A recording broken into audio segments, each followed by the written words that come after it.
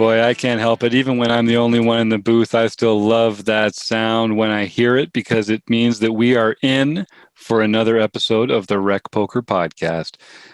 This month, we are going into the Rec Room. So I don't know if some of our loyal listeners will follow along.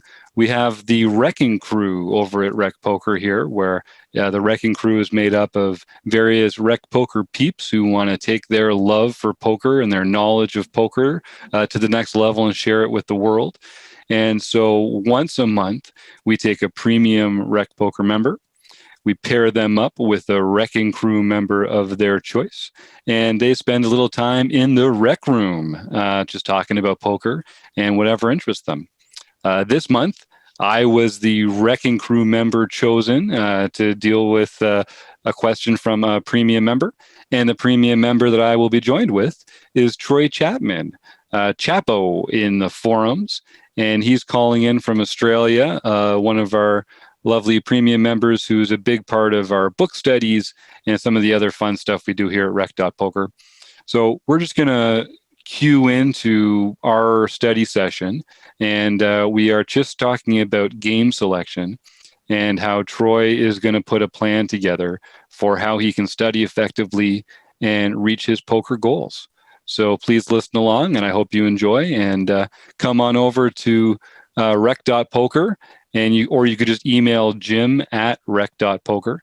And if you're a premium member there, tell me what you'd like to talk about and with whom. We'll set you up and you can have a fun time, just like Troy here in the Rec Room. Okay, talk soon. That's how they play. So I get very frustrated with those sort of games. So I try to play the bigger events. Usually what happens, I've found over time, is that once the buy-in gets to $100, it weeds out a lot of those sort of players. Yeah. And then as soon as you get to a point where it's a freeze out, and then you know you're going for a long day, it just makes the players who are a little bit more casual about the whole thing stay at home. Mm-hmm. And the guys who are a bit more keen on their poker go to those games. That's my experience. Yeah, no, I think that's right. And I think, game selection is so important, and, knowing the kind of assumptions that you can make about the player field, I think is really important too. So being in a tournament where the people are going to be, even if they're like, they're going to be more predictable, which is a good thing. Yeah. Even if it's what's predictable about them is that they're playing technically sound poker. Yeah. So there's, I understand that, because that's the kind of, those are the kind of players that you want to be crafting exploits against, and that, you want to be developing your strategy against. And it's hard to play against players that don't really take it seriously, because it's hard to make good assumptions about their ranges and like what their actions mean and that kind of thing. Yeah. So that's the tension that I think a lot of people feel, because it's definitely the case that those less intentional players, they're definitely worse players. So there's you probably have a bigger edge just by playing disciplined poker with tighter ranges in those games and letting them kind of spew off. But that's not really, we're not recreational poker players because we just want to sit there and play the top 10% of hands all the time. Like you could write an algorithm to just go and play only good cards, and that's not really what we like about playing poker. So so I think it makes a lot of sense to be picking the game where you get to express the edge that you want to express on the field, where you get to kind of draw up your opponents in a way that you can exploit. And ultimately have a better time doing it, right? Because what I find is when the games are more gamble orientated, because it's like, I worked out, and correct me if I'm wrong, but it's about 35 hands an hour you can play live. Yep. That's the stuff I see online. Yep. So if you're there for 4 or 5 hours, you've got a chance at maybe 120 to 150 hands. And that's if you're there right to the final few players in the field. Mm-hmm. So everybody just wants to go there and play hands. Right. So being able to sit back and have an opening range of 9% under the gun, it's just not a known thing, right? Right. So the population just wants to go and have some fun, where Yeah. I'm now getting to a point where I suppose one of my questions to you was, how do you then start to choose more games orientated around, I suppose, the longer term goals, which I was hopefully in my email I was a little bit, I was fairly clear on. Yes. Yeah. Yeah, I really like this email. So thank you for all this good information. And I asked you a few little questions before we got started, and I really like what you sent me back here. I think I really like your attitude about poker, like your approach to poker. And I'm a really competitive person too, and I bring that into poker 100%. And it's part, so tell me a little bit about, so you used to be competitive in sports. So you brought a lot of competition from your sports life into poker. Tell me a little bit about the sports that you played and what that's been like for you. Now retired, but I did, so I was on the Australian karate team and used to fight overseas and things like that. So cool. Everything that I was doing there, and I ended up having a crack at, what division was it?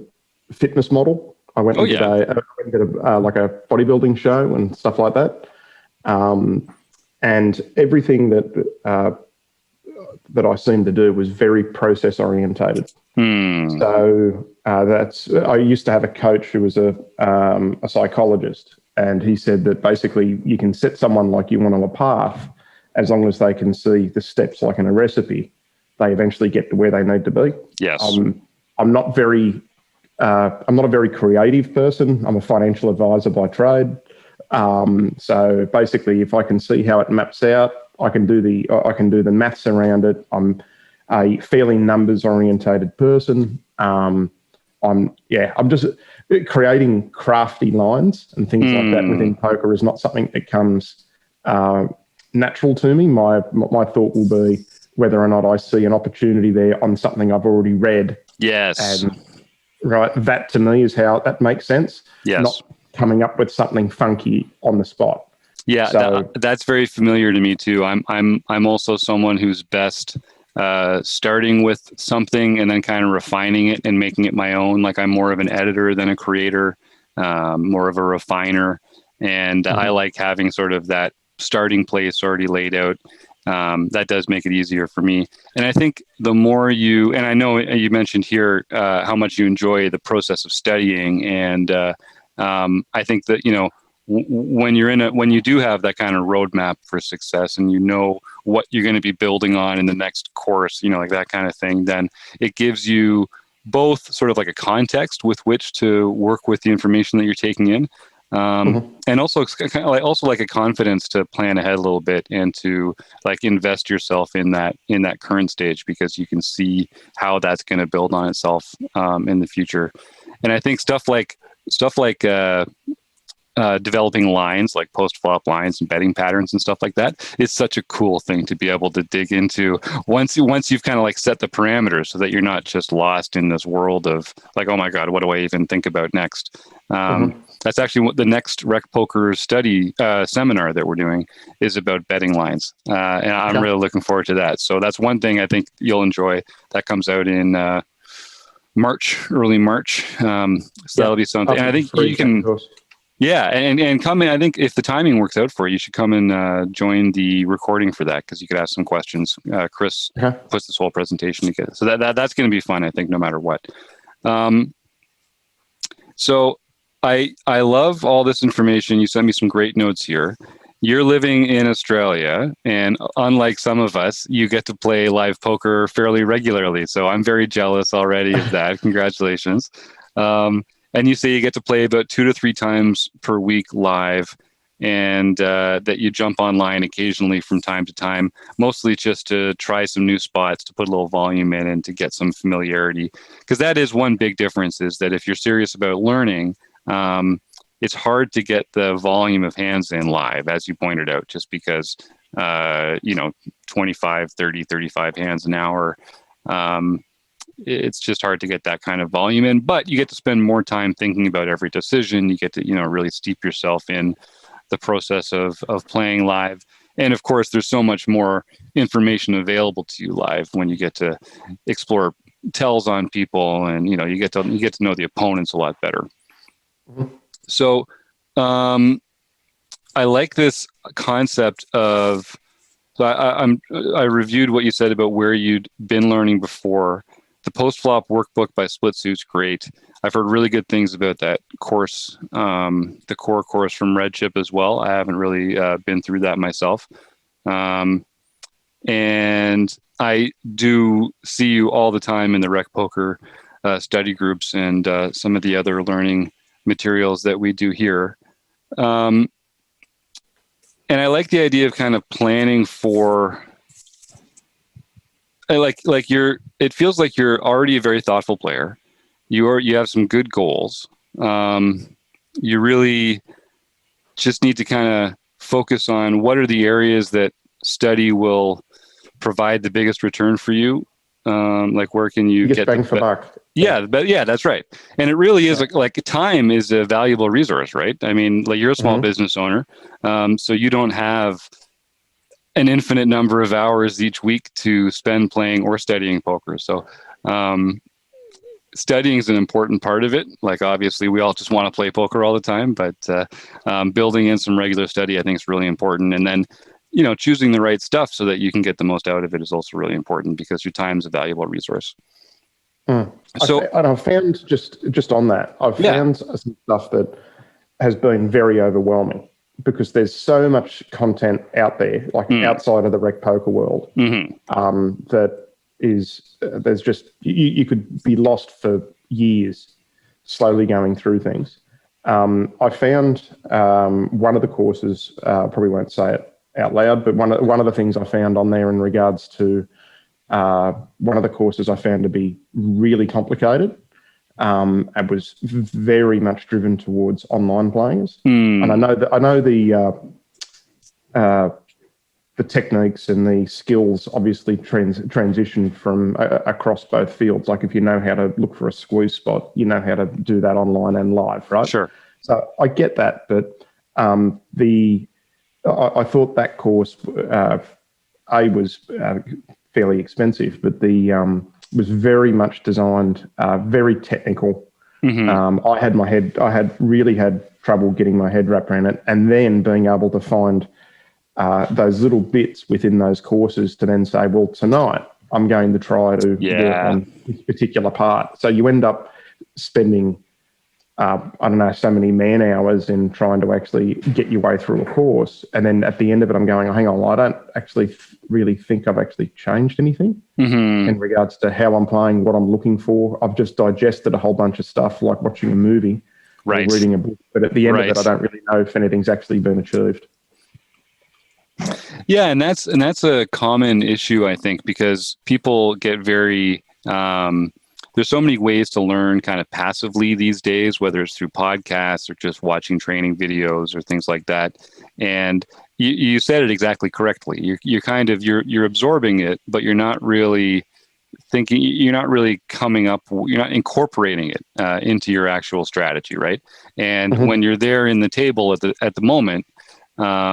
You know, often what often can happen is you get in your rote, your normal rhythm of play, and then while you're driving home from the tournament you lost, you're like, oh yeah, that I remember I should have done that thing from that video I saw or something. And it's like, well, that's no good to you now, right? So part of it is.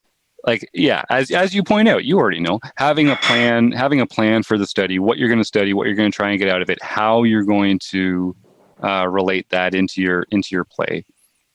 So the first part of it, I think, is choosing what kind of study you want to take on, and like what is the medium that is best for you, what's going to help you retain the information the best, and what's a real sustainable, realistic study plan when it comes to, you've got so many days in the week, you want to play on some of those, you've got a lot of other time constraints. Can you build out, 2 or 3 study days or half an hour each day or something like that, that works for you? And you don't have to stick with that forever. But I think if you have a chance to sort of line up like a month in advance and say, okay, these are the days I know I don't have time to do anything. I'm just going to work on my real life and get through the day on these days. These days, I want to go play on these tournaments in this local card room. These days, I'm just going to build in an hour of study time each day or something like that, and then stick to that for a month. Part of it is it just takes that repeated effort to kind of gain some momentum and to train your brain into like, okay, now I'm here in this place where I always do my studying, I'm kind of priming my mind to retain this information properly. It's part of my routine, my rhythm. That's one thing, just because we're all human and we need to make it as easy on ourselves as possible to take this stuff in and to make it stick, right? Yep.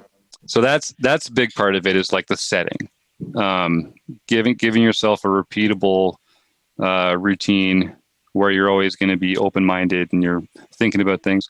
And then whatever it is that you're studying, and we'll get into that in a bit, active learning as opposed to passive learning, where you're actually taking notes, start a journal, whether it's, I'm a pen and paper guy, but it's better if people use like an Excel document or a Google Sheet or something like that, where they can go back and review their notes from before, or like search by keyword or something like that. And there's a bunch of different ways to organize that.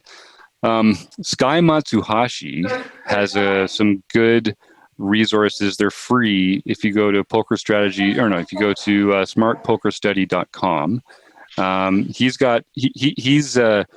He's a process guy as well, and so he leans on like workbooks and having the same system in place often, so that you're repeating the process but with new information.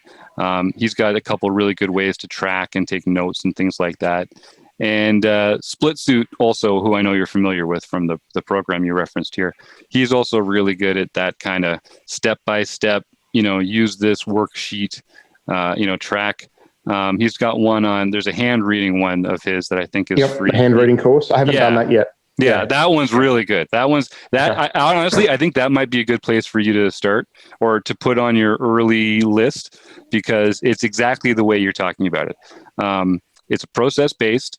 It's something that you can do at the table in your head, roughly, but it's going to be so much easier doing it on the pen and paper or in a PDF, or however you like to work.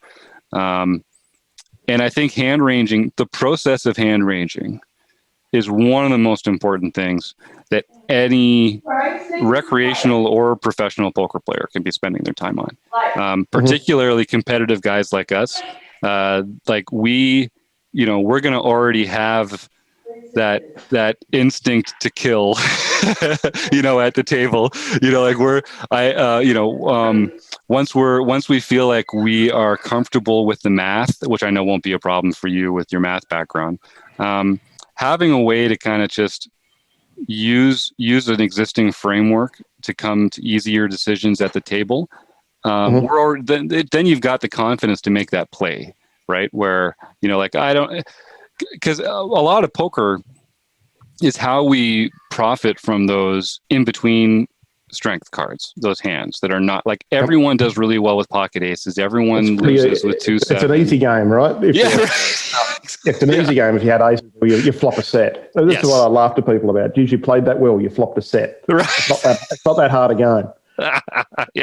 Life's pretty easy for Chris Jones when he's playing pocket fives and all he sees is fives for days. It's a nice life, it's right? It's not a hard game. The harder game is playing 7-8 suited on the cutoff, and the flop not hitting you. Yeah, but your range is better than what the caller's range is in the blinds, and then starting to work out that. Yes, that's a hard. That to me, I have interest in. Rather than and trying to start to work out, when I look at my cards, okay, every hand from this point that I would be playing, this is how it plays. Yes. Yeah.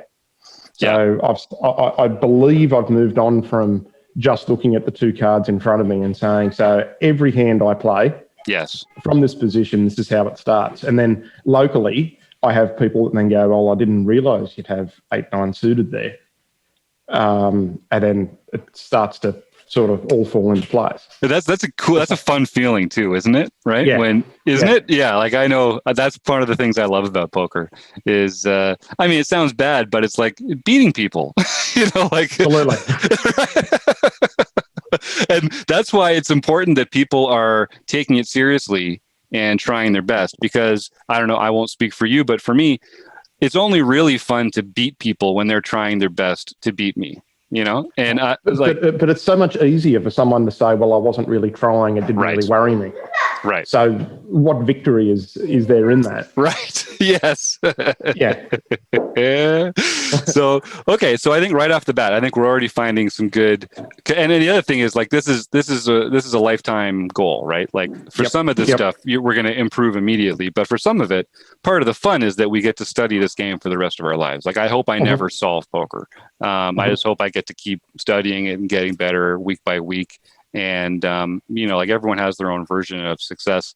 I'm not planning. I have no interest in being a high stakes professional poker player, but I want to play in good games, and I want to be a profitable player. I want to be a thoughtful, strategic player who takes people apart, and and I feel like that's what you want to. You want to be a winning player. Yeah. You want to make money with it. And I think that's a lot of the satisfaction that we're going to get out of it is. Yeah, but I was quite upfront in that email. Yes. Where I said that I have no aspirations of being a professional player. I enjoy what I do for a living. What I want to do is be able to be, and I worked out a level of buy-in that I would like to be able to go to a game where it cost me $550 Australian. The occasional one a year up here was about $1,500, where they do it. It's a big tournament, but I would like to be able to go to a $550 game, sit down and not be outmatched. Yes. And be competitive the whole way through the day. Yep. To me, if I can do that, I would consider that to be a point at which I could say, not that I've conquered it, but I've got to a point where I'm very happy with my game. But if I go now to a 330 buy-in, which I was talking to a couple of people about a little while ago, I sat down at the table. The guy next to on my left had just won the Six Max. A couple of guys to his left were like major winners in the region not long ago. The guy to the left had just binked it for $30-something thousand the night before. And I sat down at the game. No one knew me because it was down in a different part of Sydney. Right. And I was just outmatched from the get-go, especially when at the local games I play, I'm usually the most aggressive. I'm known as an aggressive player. I get there and I played like a timid schoolgirl because I had they were 3-betting me like crazy, and I'm just completely outgunned, outmatched. So yeah, I would like to get to a game where I'm competitive like that. Yeah, I love that. Yeah. And I think that's a great goal. And I think the more, part of that's just experience. Part of it's just the confidence of your studies, knowing that, you don't have to second guess yourself in this spot, at the table. And, part of it's just playing a few more of those tournaments too. And, the shine rubs off some of those guys pretty quick too. That's it. So I like this idea. You're kind of looking forward. You're thinking like, this is what these are the kinds of games I want to be playing in. This is how often I want to be playing. And I think you're right. It's valuable to have it split up a little bit. So it's like, okay, I'm playing the 100 to 300 range games. And I've got this 500 one that I take a shot, once a month or something. And then I've got this 1,500 one that I do once or twice a year. Because something like that. Yeah. That'd be perfect. So I think that's very manageable. And I think, being one of the great things about our situation is that we are recreational players, and like the pleasure that we take in the game is a part of it. And we also don't have to be so married to our bankroll as a professional player does. So you and I are both small business owners. If we brick, 3 months worth of tournaments, we're not going to be too happy about it, but we still get to put food on the table. So there's an element of like the pleasure that we get to take in it that I think should allow us to relax our bankroll requirements a little bit. Yeah. As long as we're... I played a couple of games last year at Star City, which is our casino in Sydney. And I ran deep in both tournaments. Didn't cash, but I came home and I said to my wife, I had a ball. Yes. So I got the utility out of my buy-ins just by the fact I was down there playing at the casino. There were a few pro poker players that were almost guest celebrity type guys. Went up, had a photo with them, had a bit of fun, had a couple of beers. It was just fun.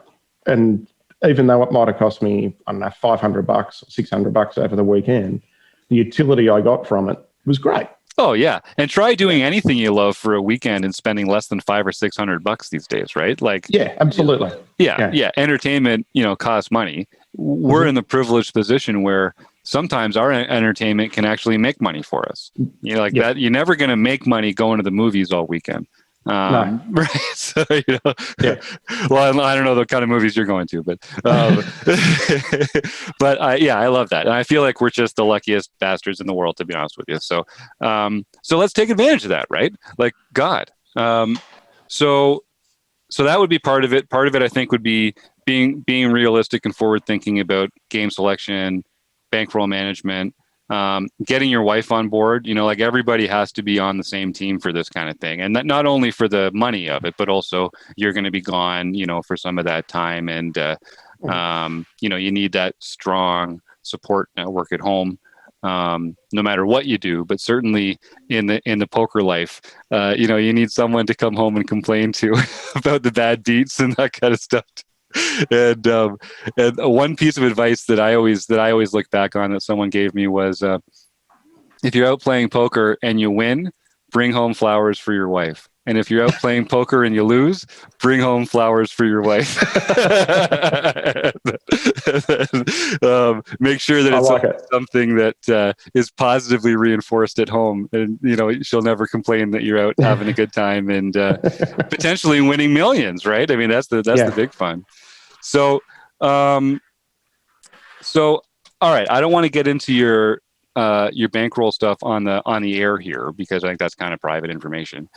So we can get together again and talk about the specifics of what that would look like. You lucky bugger down there playing live poker in Australia, man, I'm so jealous. And so let's just talk a little bit then about what actual study resources would be good for you, what your kind of timetables like. So you're a small business owner. To me, that means that it's hard to punch out sometimes. So like you're kind of on the clock all the time. Yeah, that would be correct. Yeah. Yeah. But for example, when stuff comes up, I just book it 2 weeks in advance. Yes. So my diary works. If it's not in the diary, it doesn't exist. Yes. And in 2 weeks' time, you've got the flexibility to start adding things in. So, for example, the book study groups we do with Rob, they were booked out every fortnight. Yes. And I never missed one. So, and that's right in the middle of our day. So the recce's today, that's been booked out for some time. I want to go, I'm taking the time out of the day to go and do that. So that works for us. As long as I have everything booked in at least 2 weeks in advance, there is time to be made for most things. Oh, that's great. That's the right attitude to take too. I'm the same way. I am never free within 48 hours, but I'm pretty much always free a couple weeks down the road. If you can, take the time to book it out, then I think that's a great way to look at it. So that's great. So then you do have the ability to block out some time regularly, and okay. And you're playing 2 to 3 times a week pretty regularly? Is that like a standard? And are those are they on the same days typically every week, or do you switch Thursday it up? night, which is tonight for me, Sunday night, and then I may play a Friday, or I might sub around one of the games and play a bigger one on a weekend here. Yep. Just trying to hunt down one of the bigger games in Sydney. So then you do have what do you think is a realistic amount of study time if we wanted to like program in some for you? Are you the kind of person that it's better to do like half an hour or 45 minutes a day, 5 days a week, or are you better doing like 2 hours, 2 or 3 times a week, or what's your natural rhythm? I'd probably be better off with the half hour to an hour, somewhere in there on most days. That would be far more achievable. Okay. Than big blocks, because there's just too many distractions. And so then we get down to, so what are you going to be doing with that time? I think we're in an era now where training videos are very efficient. Like they're much more efficient now than they used to be. They can transmit knowledge better. People are getting better at marrying graphics and outputs from Flopzilla and solvers and stuff that you don't then have to do in real time. I still like reading books about poker, but it's more trying to get the most out of every minute. I do think like videos are probably the best way to go because you get to kind of see other people doing things in real time, gives you that immediate feedback. So I could see, not every day though, I think, because we want you to have some variety in what you're doing. But and also there needs to be some sort of flexibility in it, right? So because obviously life gets in the way. Oh yeah, of course. Yeah. And so it's now you say you don't play online much, but you do play online a bit. Do you have? I would say most days. Oh yeah, okay. But they may not be a very long stint online. Yes. Like I'm not grinding out hours online. I would say most afternoons or most nights, like last night, I sat down to a little bit of Netflix and played a $5 tourney. Yes. That sort of thing. Or I might multi-table a cash game and play 2 cash games at once and just try to find those little spots where it makes me uncomfortable. Yeah. Okay. Great. That's what I wanted to get at. Okay. Perfect. And I agree 100%. These days, if I'm like just doing paperwork or something, I'll throw up one table on a cash game or a cheap little tournament or something. Just because even Bluffsterini is still only playing like 30% of the hands most of the time, which means that you're folding most of the hands. So and I play with a HUD, so I don't always have to be paying attention to every second of the action because my HUD's going to track a lot of that anyway. So I can kind of dip in and out of it, which is really helpful, and just focus on the key decisions that are there. Do you use a tracking software like Poker Tracker or Hold'em Manager or anything? I use Poker Tracker 4. Oh, awesome. Okay. I'm on GG Poker, which doesn't support it. And you can't do HUD. So the issue is in Australia, you can't really be on online poker. Right. And you need an intermediary to help out. So, and I won't play on, I don't know if I should say all this because if it gets all recorded, but I won't play on, I won't play on PP Poker. Yeah. Poker Bros because I believe it's a Ponzi scheme. If everyone asks for all their money back in one go, I just don't believe it's there. So I don't mind playing on GG. I only play through, there's an intermediary here who helps out with all that sort of stuff. Who's a bunch of young poker pros in Australia. But then again, when I'm on there, I'll play $5 tourneys, I'll play $3 tourneys, and I'll play a $10 no limit. Some cash. So that's the sort of stakes I'm playing.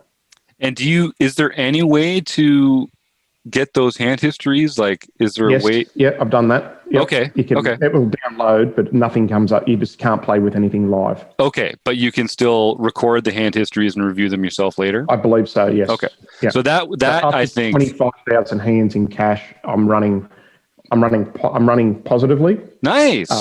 But that's it's not hugely positive, but it is what dude, if you're running even marginally positive, you're already ahead of 85% of poker players in those games. So that's a huge accomplishment already, Troy. I think you should feel really proud of that. Lots of the people that I think of as like successful recreational poker players, they're break even, marginal winners, marginal losers. They're getting the pleasure from the game. And I think, making even just a little bit of money on it is just phenomenal. So good for you. And then obviously we want to make more money and we want to be more profitable. And, part of it's just because money is the way that we keep track of how much we're winning. Right. And we want to win. we like winning things. So, the money kind of is a way of keeping score as much as it is anything else. Like I think about, small business owners. It's very rare that outside of like big like jackpots in tournaments or anything, most of the money that we make playing recreational poker is just going to be beer money anyway. But it's that place of knowing how well you're doing, how versus how well you used to be doing, ragging on your friends, whatever it is that that competition brings to you. So first of all, way to go. That's awesome to be better than break-even player, even if it's just a marginal winner. The other really good news about that is that I think using that database of hands in Poker Tracker to review your own hands, whether it's going back and just going through a particular tournament hand by hand, or drilling down and finding particular spots by position or stack depth or action in the hand. Just having those hands available to review is going to be a big asset to you. I know you're gearing towards live play and you're not going to be able to really analyze your live hands in the same way. But as you said earlier, like I think a lot of the spots do kind of line up and you can learn, you can apply a lot of it from one to the other. So I think right off the bat, I would recommend to you the one thing that I think would be really helpful for you. So Rec Poker has an affiliation with Sky Matsuhashi's thepokerforge.com. So that's his paid training site. And he does a bunch of good stuff there. And if anybody is interested, they can go to rec.poker/resources and they'll find a link to that. I think in your case, he has a YouTube channel, Smart Poker Study YouTube channel, I believe, which has a bunch of free videos there. One of the playlists is called 66 Days of Hand Reading or 60 Days of Hand Reading or something like that. And he just does a video of each day. He does all these in a row. He goes through a hand reading exercise that he uses his Poker Tracker 4 results to frame the whole thing in. I think that would be a good exercise for you too. So he's got some free resources there. I think it's not like a workbook, but there's a couple sheets. I'm just going to actually just pull it up here and so it's just 66 days. Each video he does a hand. A lot of them are sort of 15 to 25 minutes long. So it feels like that could be right in your wheelhouse. And I would want you to kind of go through this process with him and just like pause the video and make your own assumptions and then see how they line up with what he's saying. He uses Poker Tracker 4 to go through the hands. And then I think you would be able to then take that same approach and take that to your own review. I do think that split suit workbook that we were talking about earlier, that hand ranging one, that would be good as well. And I know we're focusing a lot on hand reading and hand ranging, but it's because it's the process that is going to, by internalizing it, it's going to make it easier for you to study in all the other things I'm going to ask you to look at as we get further along. This is going to be the system, the process by which you start thinking about what are the factors in each hand I need to be thinking about, what's different now than on the next orbit or something like that. So I think that'd be really helpful. We just finished recording the Rec Poker seminar on board textures. So that's going to drop the first week of February. I think that would be really helpful too, because that really gets into the idea of, as you referenced earlier, what kind of boards can I take this away from my opponent, regardless of the actual hands that I have. One of those spots where you actually get to make money instead of just trading it back and forth all the time. And then, so then I guess I would challenge you, Troy, to kind of think about finding some time in the day when you're naturally in a flow where studying and working on this is going to be a good use of your time. And it's, not when you're tired or cranky or stressed out about work or, distracted by other things. It doesn't have to be the same time every day, but I find it's nice to have sort of some routine to it because it just kind of trains me to get into that rhythm. And then I would say just like for the next 2 weeks, maybe, and maybe we could even just jump on another call 2 weeks from now and review. I would say try and take 5 days a week for 2 weeks. So that's 10 sessions. And try and spend, I don't know, 6 of them going through either Sky's videos or working with the Split Suit course with that handbook. And then the other 4, actually getting into your own Poker Tracker 4 database, reviewing tournament history, or maybe I've got some videos. If you go to rec.poker/gym and scroll down, there's some videos that I've got up there working with Poker Tracker 4. One of them's like a database analysis I did for a client. And you can see some of the ways to kind of filter that data and to drill down into it a bit. I think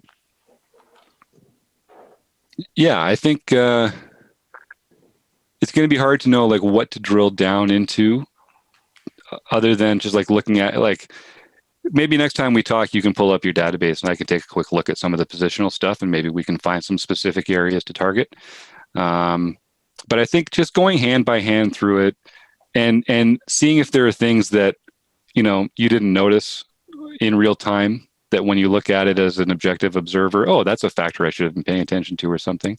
And then the most important thing, over these 2 weeks, I want you to keep a record of the spots that you found you were uneasy or uncomfortable or unsure or just didn't feel perfectly confident proceeding. And that'll be a lot, right? Like it should be. And then every time you, let's say, like calling too wide from the big blind, like that can be the root of a lot of problems, for instance. So if you notice that like, oh man, I keep doing this, like put a little tick next to it on your notes. And after a week, you look down and you're like, wow, I got like 18 ticks next to this. This is something I really need to take more seriously. And, you know, for me, it was playing suited aces. I was such a sucker for suited aces. And I would I just call with them all the time in any position. It's like, I want that nut flush, baby. Bring on the nut flush. I'm going to play this so aggressively. And, you know, it took kind of getting kicked in the junk a little to go back and say, oh, I'm actually losing money with like ace 6 suited. I should not be playing this the same way that I'm playing ace 5 suited, ace 10 suited, you know, stuff like that. But you need a lot of hands in your database in order to get real information and not just false information, red herrings. So yeah, I would say that take 10 days, smart poker study, the post flop workbook, the hand funneling workbook, and going through your own Poker Tracker 4. How long into the past do you have Poker Tracker 4 hands? Like for how long have you been putting hands in that database approximately? Oh, I can probably update it, but I think you can in GG Poker go back about 3 months. So okay. I think it's in rushing. So through the fast fold stuff, there's 25,000 hands right in the last 3 months. So it gives you an idea of my volume. Yeah. In normal poker on there's about the same.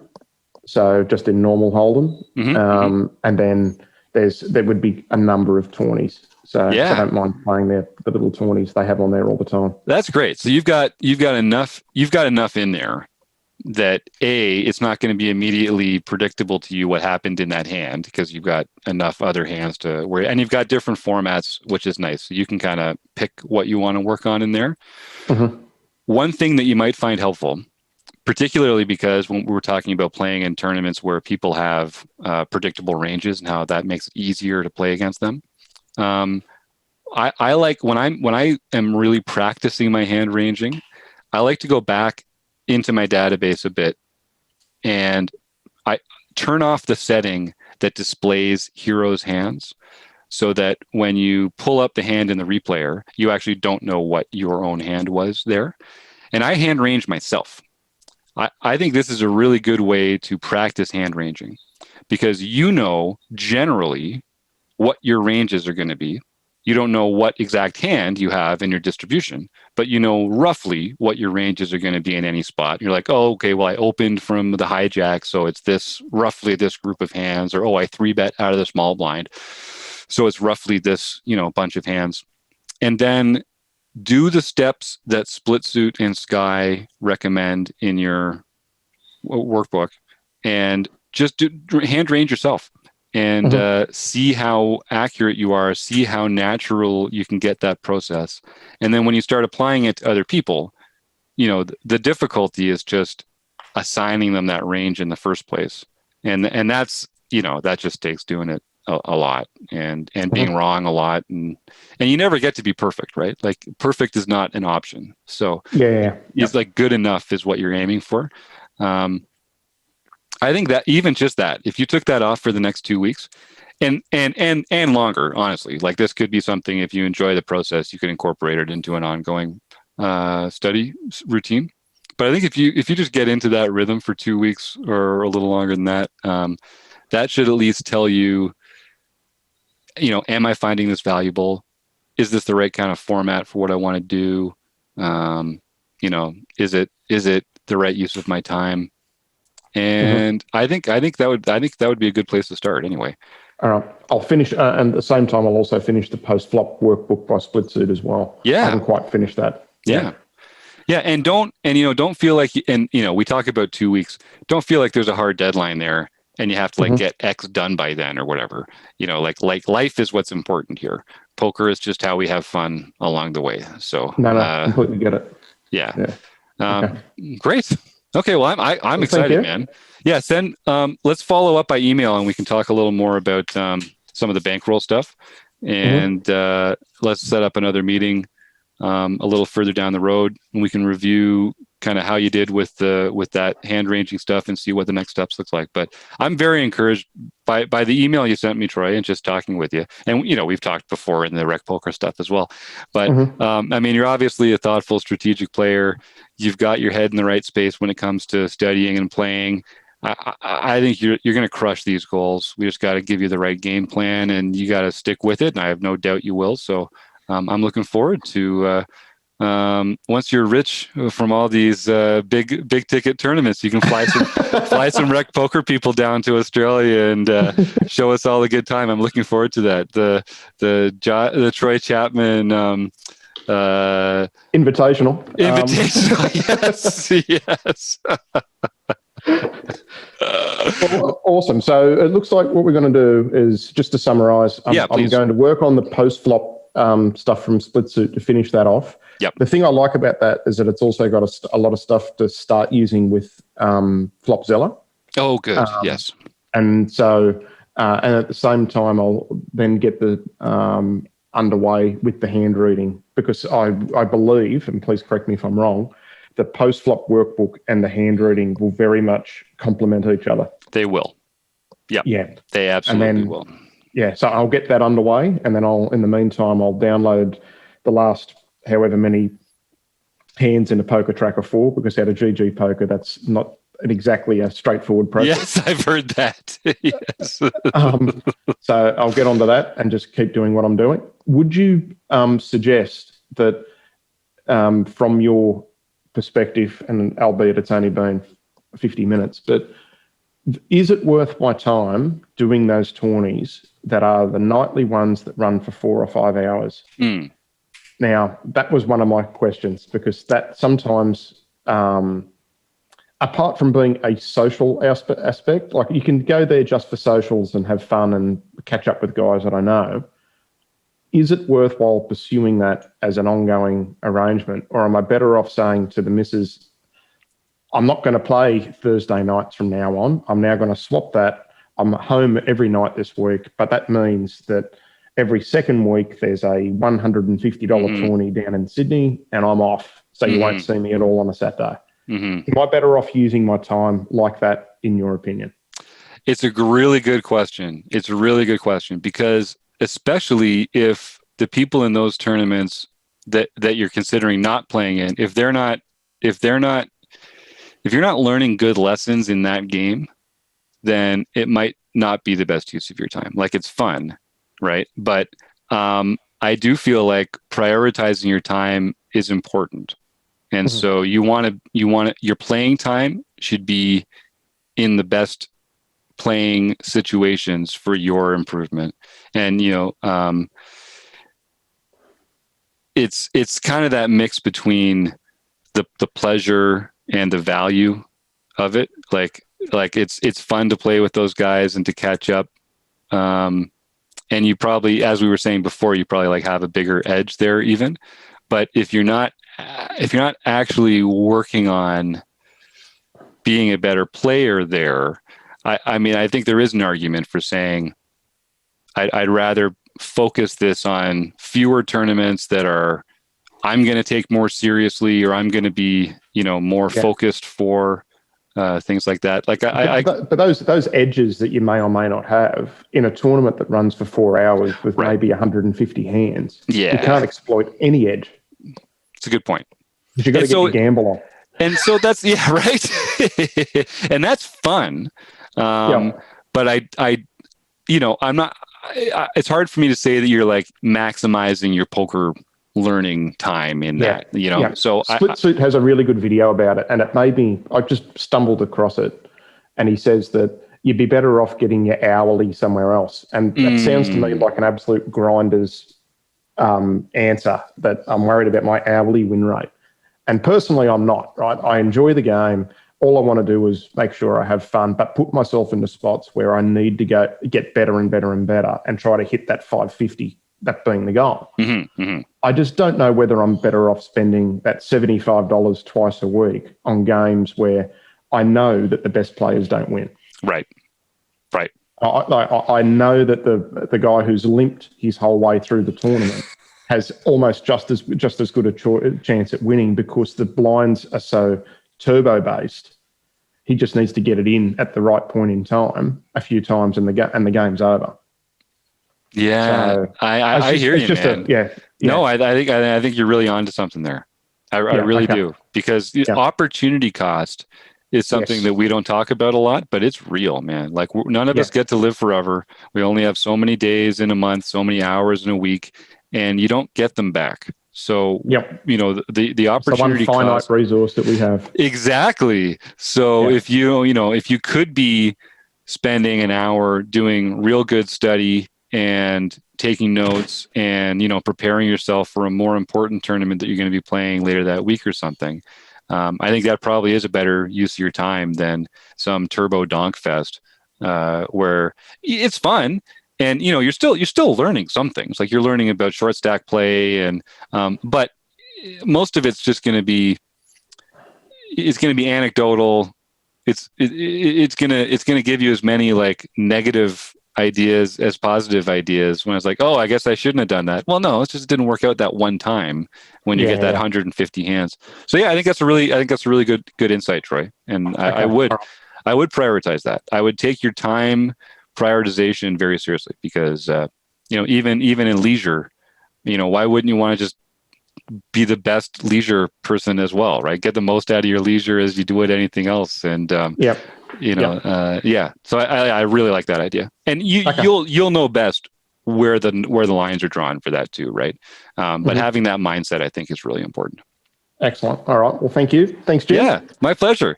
Well, Troy, this was great. Email me. We'll talk about the other stuff, and we'll set up a call sometime in February. And I'll see you in the Reckies. I'm really looking forward to it. All right. Thanks very much, Jim. Good on you. Thanks, mate. Well, thanks for listening, folks. I had a great time talking with Troy about game selection, study plans, and how to make the most out of your time on and off the felt. If you're a premium member at rec.poker, you can email me, Jim, at rec.poker, and set up a little time in the rec room yourself. And if you're not, go to rec.poker anyway, get a free community account, and see what we're all about there. Join the forums, post questions to get reviewed on the podcast. You can play in the home games. We do free training videos all the time. There's lots of fun to be had there. I'd like to thank Running Aces Hotel, Racetrack, and Casino, and our friends at Website Amp for making this possible, and my buddy Troy Chapman. All right, see you again soon, I hope, folks.